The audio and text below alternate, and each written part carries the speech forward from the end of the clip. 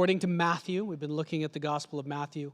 We will come back and finish up a few parts of it as we lead up to Easter in the new year later on. We will be going, next week we'll have sort of a special kick off the year message, and then we'll be jumping into a series on the book of Exodus, actually, Moses and all that stuff with Egypt.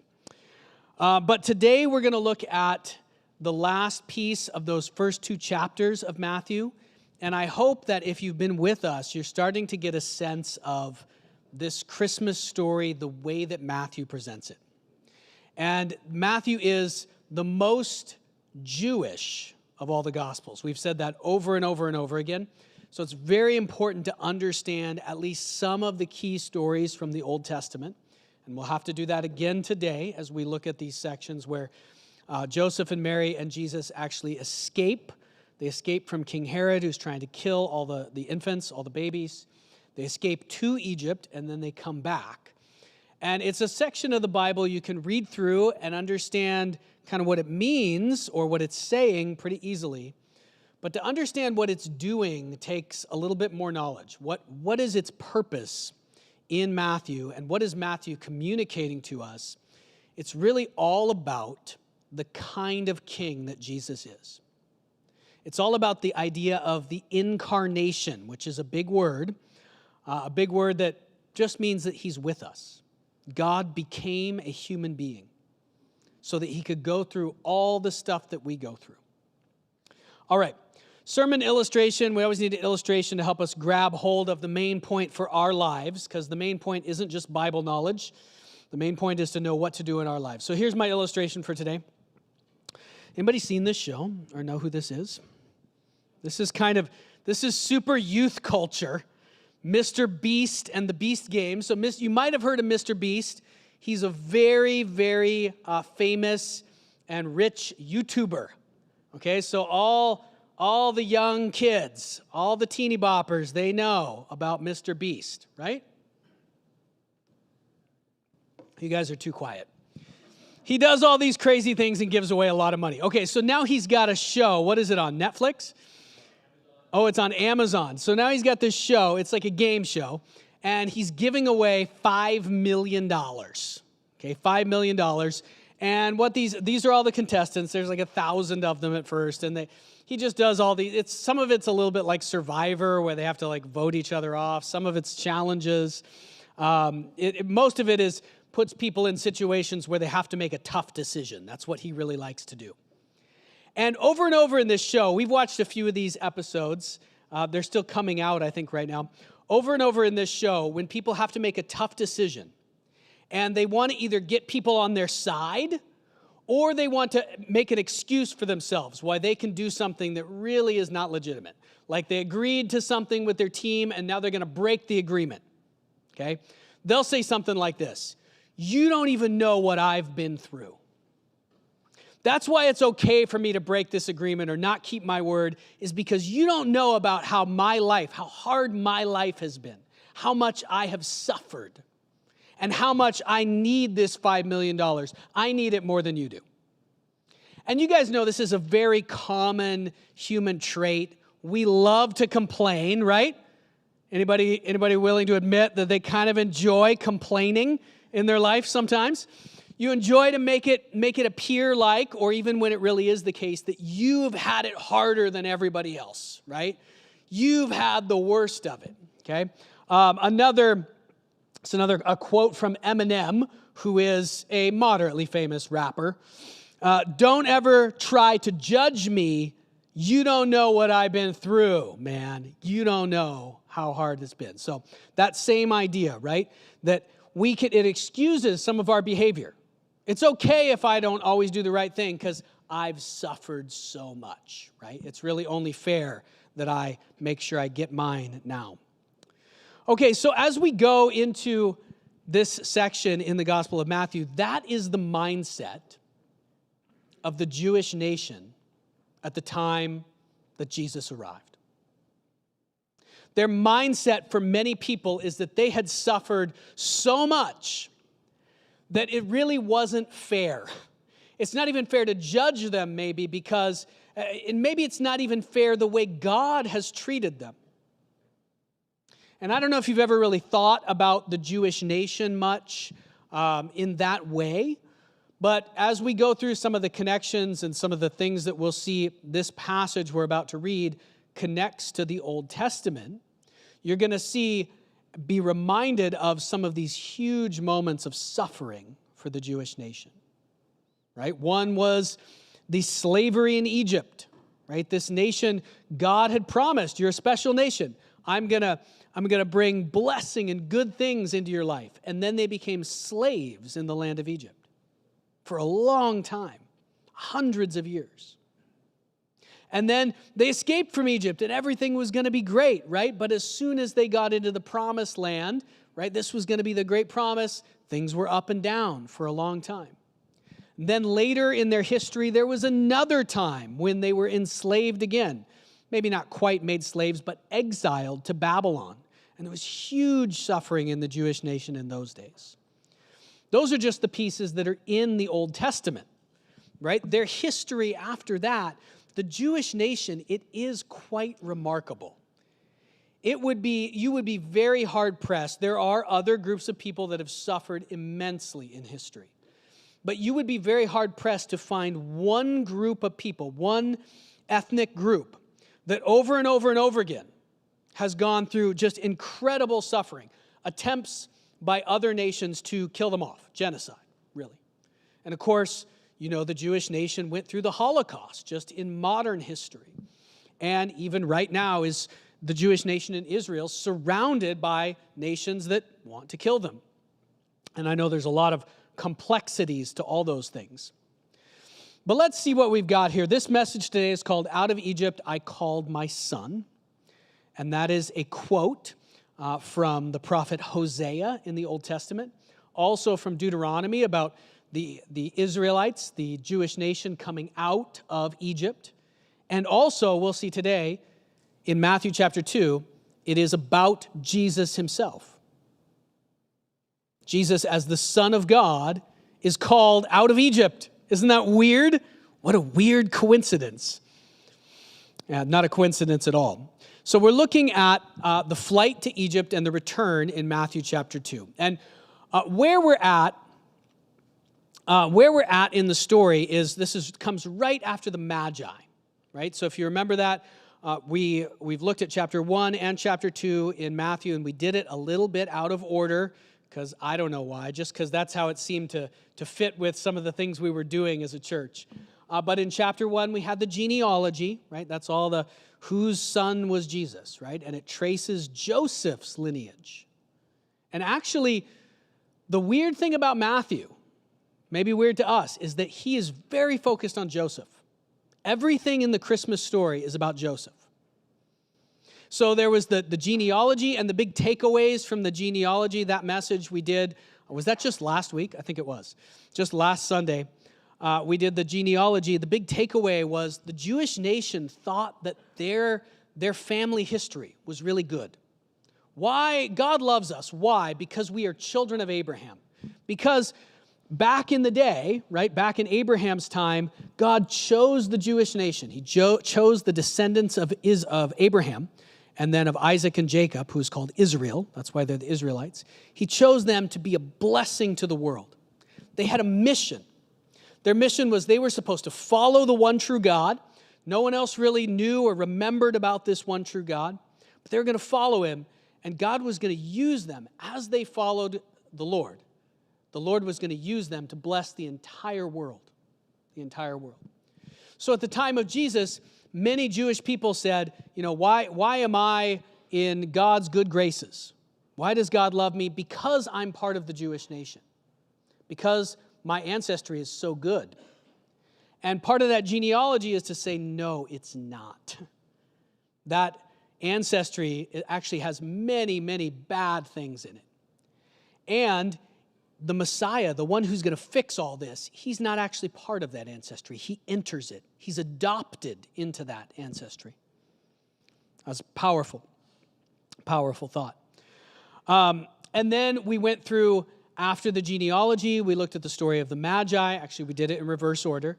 But the Magi, we saw the big takeaway there was, this is God's plan, right? For thousands of years, God was enacting a plan in all of this chaotic history. The Jewish people thought, why are we suffering so much, right? But this was all part of God's plan. And the Magi had these prophecies of Daniel, and they came and they recognized the time when someone was going to come into the world who was going to change everything. But the Jewish people had actually forgotten about many of these prophecies. Some of the prophecies in the book of Daniel. And so they missed it in a large part. Not all the Jewish people missed it, but many of them. They were a nation that was chosen to bless the world, but they had forgotten. They had turned different directions and been distracted. All this suffering had caused them to kind of have what I'll call the Mr. Beast mindset or the M&M mindset. Instead of focusing on God and the mission that they were focused on, most of the Jewish nation had turned away because of all the suffering that comes in life. They'd said, my life is just too hard. This isn't fair. God has not treated me fairly. I've got to go and just take care of myself instead of trying to focus on the mission that God has me on. And this idea is very important as we go through this, and I'll elaborate on this a bit at the end. But the Jewish nation, the true Israel, as the Jewish nation progressed and many of them turned different directions, you see in the prophets this idea of a smaller and smaller true Israel. Where are the people of Israel who are really following God still, who are still on this mission to bless the world? Most of the nation has turned away and they're on their own mission. They're just trying to survive because life is so hard. And the number of people that are truly following God and on the mission becomes smaller and smaller. And part of what this passage is going to say to us is that at some point it becomes just one person. It becomes so small that, in fact, it's just the Messiah. It's just Jesus who's really on the mission. But he is enough. He will be able to turn the nation and the entire world back to God. So we'll read through first this section on the flight to Egypt. So when they had gone, when the Magi had gone, that's what's just happened before this, the wise men. When they had gone, an angel of the Lord appeared to Joseph in a dream. Okay, so think what's just happened here. What's just happened, the Magi have shown up at Joseph and Mary's house. Jesus is how old at this point? He's toddler Jesus, right? So you imagine he was probably really cute at that point. He's wandering around, he's saying funny things. And they've given, the Magi presented, what did they do when they got to the house? They bowed down and worshiped him, and they presented what gifts did they present to him? Gold, frankincense, and myrrh, right? So we talked about the meaning of all of those. One of the meanings, myrrh, is actually used as embalming oil. So this was a crazy moment. The Magi had actually shown to Joseph and Mary that this child was being raised up to die in some way. So right after that, Joseph, the Magi have left. You imagine Joseph and Mary are probably beside themselves. What is happening? This is like nothing we ever imagined. These crazy people from the east appear. We have all these prophecies. This child that we have, this little toddler running around, he's going to be the king of the world, the king of kings, and he's going to die. What's happening to us? An angel of the Lord appears to Joseph in a dream that night. So he's already had at this point one dream. And that was the dream where he was told to adopt Jesus. Right? We looked at that on Christmas Eve. This is a second dream that he has. Again, in the dream, the angel appears. The angel says, get up, take the child and his mother and escape to Egypt. Stay there until I tell you, for Herod is going to search for the child to kill him. Herod, if you don't remember, is the king of the region at this point. He's not really the king. Really, the Romans are in charge of Israel, of Judea at this point. But Herod is the king under the Romans. The Romans kind of operated like the mafia, right? And Herod was part of the family. He was a close friend of Tiberius Caesar. And so he'd been placed in charge of Judea at this point. And Herod Herod has all the power in Judea. He has all the money, and he had an awful life. Herod was continually terrified that somebody was going to kill him and take his throne. And so when the Magi show up and they say, the king of the Jews has been born, Herod is terrified. Imagine what Herod's inner life was like. He's just chaos and turmoil all the time. This is the person who's in charge of the nation. So he got up, he took the child. So this is Joseph. He got up, he took the child and his mother during the night, and he left for Egypt. He flees, he runs for his life. And this is a long way. I mean, we're talking about the entire journey that the Israelites had taken. Now, it took the Israelites 40 years. That's because they made a lot of loops and circles, and God didn't let them enter the promised land right away. But this is a journey of weeks. Weeks. And he gets up so fast. He's afraid, as soon as this dream happens, he's afraid that the child might be attacked, murdered right then. This is the urgency that happens. And he stays there. He stays with the family. So Joseph is the one kind of leading the show here. He stays with the family in Egypt until the death of Herod. And so was fulfilled what the Lord had said through the prophet. Out of Egypt I called my son. And this is where he's quoting the prophet Hosea. When Herod realized that he had been outwitted by the Magi, he was furious. You see this image. All the pictures that we have of Herod are of this guy who is just raging against the world and against life. He has every marker of human success, and he hates his life. He's furious. He's in a rage. He gave orders to kill all the boys in Bethlehem and its vicinity who were 2 years old and under, in accordance with the time he had learned from the Magi. Then what was said through the prophet Jeremiah was fulfilled. A voice is heard in Ramah, weeping and great mourning, Rachel weeping for her children and refusing to be comforted because they are no more. Okay. Now, let me just back us up. And as we look at this section that we've just read, let's pick out some connections to the Old Testament. Because like I said at the beginning, and I've said over and over again, this is the most Jewish gospel. So this was written for Jewish people who knew their history very well and who knew the Old Testament, much of which is their history, very well. So right off the bat, an angel of the Lord appears to Joseph in a dream. If you are a Jewish person who knows your Old Testament like the back of your hand, and I say to you, Joseph had a dream, what comes to your mind?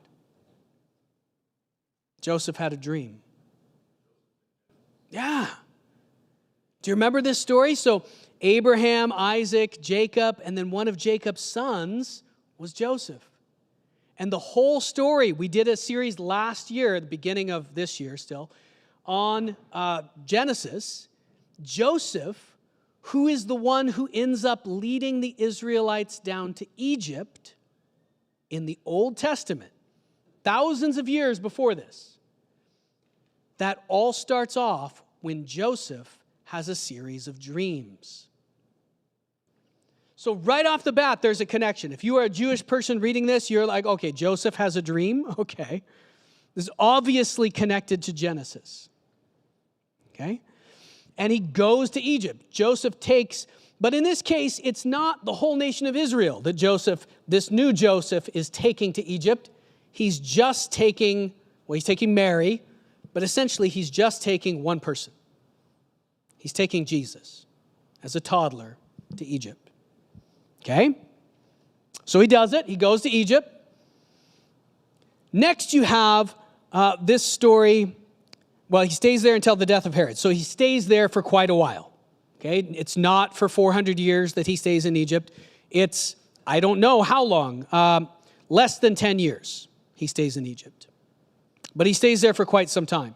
Now, this does make sense historically. There were Jewish people living in Egypt at that time, so it's not like he was just living with Egyptians and had no one he could connect with in Egypt. In fact, there were whole sections of some of the Greek cities in Egypt at this time that were Jewish, a place where many Jews had immigrated over the years.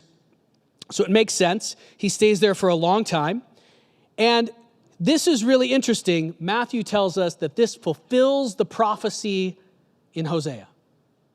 And we're going to come back to this in a minute, but the prophecy in Hosea originally was not talking about the Messiah. It was talking about God calling the nation of Israel out of Egypt, all the way back in Exodus, in Moses' time. I know this takes a lot of Bible knowledge to kind of follow the Old Testament here. The next thing, so we're still looking for connections to the Old Testament. The next thing that we see is Herod tries to kill all the babies. Everybody who's under 2 years old, Herod, the king of the region, wants to kill them all. If you are a Jewish person and you know your history really well, you know your Old Testament, what story comes to mind immediately when you hear about a king trying to kill all the babies? I know, we're all tired. I heard it, a few people said it, but we said it really quietly. So in the time when they were in Egypt, this is what the Pharaoh did. The king of Egypt killed all of the babies, all the males. He gave orders to kill all the male children. And only one that we know of was saved from that, all the firstborn at least. Only one was saved. The one who was saved is Moses, right? So we've said over and over again how Matthew's view of Jesus is as a new Moses. And right here we can see it. Jesus is just like Moses in this way. The king tried to kill him by killing all the babies, but Jesus is the one who escapes. So once again, connection to the Old Testament. The Magi are, for the Jewish people, that is a connection to the Old Testament right by itself. We've talked about that already. The book of Daniel. And then there's a second connection here. And this connection is to a totally different time period in the history of the nation of Israel. Right? Remember, they suffered immensely in Egypt. They also suffered immensely in Babylon. Way after Egypt, the Jewish nation, they thought everything was going to go great now that they were in the promised land. But when they turned away from God, when less and less of them were following after God, what ended up happening is that God sent armies. He sent this King Nebuchadnezzar, all the armies of Babylon, to destroy the nation and exile them to Babylon. And so they went through a second time period where they were pulled out of the promised land and suffered immensely during that time. And that's what this quote is from. This is actually a quote from Jeremiah, who lived during that time period, and he's talking about how terrible it was in the time when King Nebuchadnezzar and the Babylonians came and it besieged Jerusalem. In that time, there was tons of weeping, lots of children were killed, all kinds of horrible things happened. And what Matthew is saying right here is he's saying, this is actually fulfilling a prophecy. Now, once again, this was not a prophecy in the book of Jeremiah. Well, it was, but it was a prophecy that happened during Jeremiah's lifetime. 600 years before this. So once again, Matthew is saying this happened once, but now the prophecy is actually being fulfilled a second time. The prophecy is being fulfilled a second time in Jesus. Once again, it's like it was when the Babylonians came. All the children have been killed in some way, and there's immense mourning in the nation. Immense suffering going on. This is the quote from Hosea chapter 1, out of Egypt I called my son. And this one, again, this was fulfilled once, but now it's fulfilled again in the person of Jesus. Now it's not just the nation of Israel that's called out of Egypt. It's actually this one person, Jesus, who's called out of Egypt. And in this case, in the Old Testament, there are a few times when Israel is called the Son of God. But in this case, it's going to be just Jesus who is called the Son of God. I know this is a lot of thinking here. Stick with me, because this is going to have an important point for what it means for our lives, not just for understanding Matthew even, but for our lives right now. Okay. There's a couple, I'll skip these quotes. It's quotes from Deuteronomy. The second section we'll read, just to finish it out, is the return. So this is the rest of chapter 2. After Herod died, so eventually Herod is no more, an angel of the Lord appeared in a dream to Joseph in Egypt. Once again, more dreams with Joseph, connection to the Old Testament. He said, "Get up and take the child and his mother and go to the land of Israel, for those who are trying to take the child's life are dead." So this is now the return, much like the nation of Israel in the Exodus is brought out of Egypt. Now Jesus is called out of Egypt and back into the land. So he got up, took the child and his mother, and went to the land of Israel. But when he heard that Archelaus was reigning in Judea in place of his father Herod, he was afraid to go there.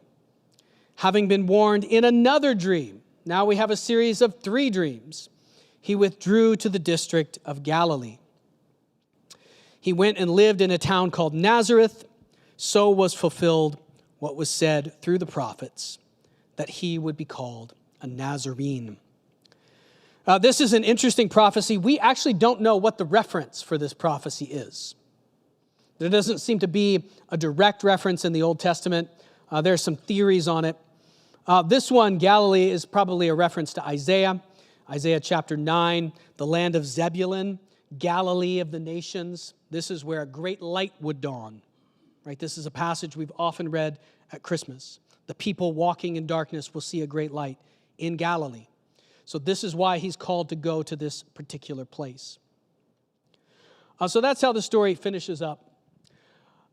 Now, to help us grab hold of what this means for our lives, I need to show you something from the Old Testament that is actually a really big idea, and if we went into it in any depth, it would require, studying the entire book of Isaiah and several other prophets, so we're not going to go in depth. I'm just going to give you this idea, the idea of the suffering servant. This idea is developed by the prophets, and most of the Jewish people, this would kind of have been, not all of them knew the details of this, but this would have been something that was in their worldview. It's something they thought about. Israel, as the servant of the Lord, so remember I said at the beginning, the nation of Israel had been called to be a blessing to the nations, this special nation that's going to bless the whole world. But this nation had also suffered immensely. And it was so hard for them to understand, why is the nation suffering over and over and over?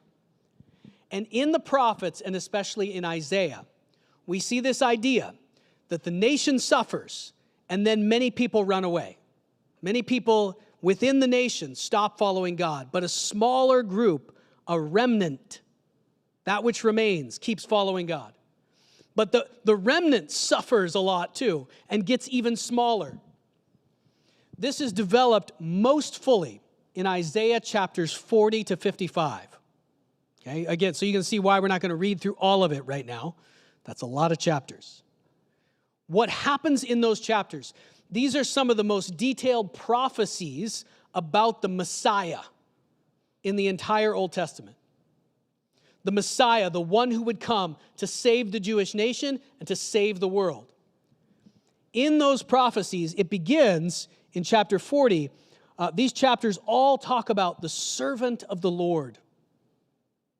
And in the beginning, that servant is clearly the nation of Israel. But as we move through those chapters, it becomes smaller and smaller, as I've said a couple of times now. If that servant, instead of it being the whole nation, it becomes just a faithful remnant. And by the time you get up through chapter 49, chapter 50, especially in chapter 53, the faithful nation of Israel, the number of people who are still following God, who are still really on the mission, who are still focused only on blessing the nations, that number of people has dropped down to 1. There is only 1 person left who is really following after God. There is only 1 servant of the Lord left, and that person is the Messiah. Everybody else has turned away. Everybody else has suffered so much in life that they're just like, well, forget this following all, living my whole life to follow after God. Man, like I need some security and some safety. I got to go take care of myself first. God can kind of be on the sideline or in the background. That's what everyone has done except for one person. That's why you see in Matthew chapter 2, it's like Jesus is doing all the things that the whole nation of Israel did. Jesus is going to Egypt, just like the whole nation of Israel did. He's going down with Joseph, just like the whole nation of Israel did. He's going back to the promised land, just like the whole nation of Israel did. He's fleeing from a king who wants to kill all the babies, just like the whole nation. He's suffering like the whole nation did in the exile to Babylon. All those things are happening to him, just like they already happened to the whole nation. What does it mean? It means he is the nation. The nation of Israel is down to just one. The true Israel is just one person. This toddler who's fleeing to Egypt and coming back. In those chapters, as it talks about the suffering servant in Isaiah, here's a couple of things you see. It was the Lord's will to crush him and cause him to suffer. And though the Lord makes his life an offering for sin, he will see his offspring and prolong his days, and the will of the Lord will prosper in his hand. After he has suffered, he will see the light of life. This one person, the whole nation is winnowed down to one person, and that person will suffer so much that he will die. But he will not stay dead. After his suffering, he will see the light of life. And he'll rejoice because by his knowledge, by what he has accomplished, the righteous servant, the one righteous servant, will justify many. And he will bear their sins. He will bear their iniquities.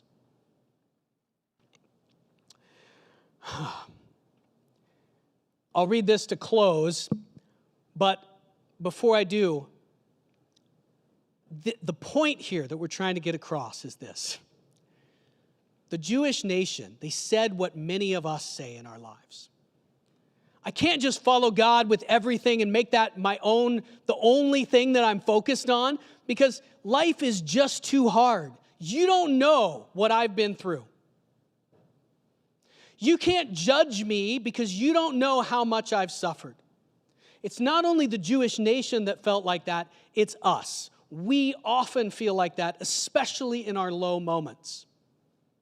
And often, maybe we don't say it out loud, but if we're truly honest and look down deep, we even feel that way towards God. You can't expect more out of me. You can't expect me to do all this stuff. You don't know what it's like. You don't know what I've been through.